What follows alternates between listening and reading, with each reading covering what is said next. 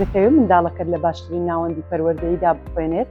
بێگومان بان باشترین یانە؟ پۆلەکانی خوێندن تەواو ستانداردە، بە ئامێر و کەرەستەی مۆدێرن دابین کراوە. تاقیگەی زانستی کە بە نوێترین ئامێر و کەرەستەی زانستی فراهەم کراوە. پەرستاری قوتابخانە دابین کراوە کە هەمیشە لە ئامادەباشیدایە بۆ پێشکەشکردنی ئاسوودەیی و ڕێنمایی پسپۆڕانە بە قوتابیان.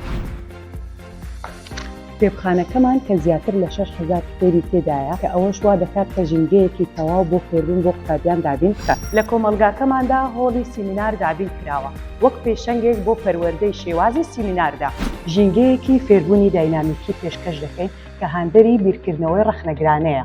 لە قوتابخانەکەماندا کافتریایەکی شاهانە دابین کراوە کە بەردەوام خواردنی بەتام و بەچێژ و تەندروست ئامادە دەکات بۆ قوتابیان. بۆ دروستکردنی ژینگەیەکی پاڵپشت و گشتگیر توێژەری کۆمەڵایەتی لە قوتابخانەکەمان دابین کراوە کە هەمیشە لەگەڵ قوتابیاندایە. یاریگایەکی شایستە بۆ قوتابیان فراهەم کراوە.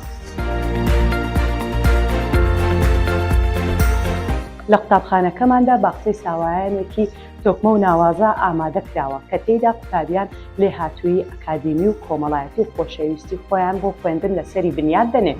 لە ئامادەییەکەماندا ژینگەیەکی پێکاری پاڵپشت و یەکگرتو دروست ئامادە کراوە بۆ قوتابیان.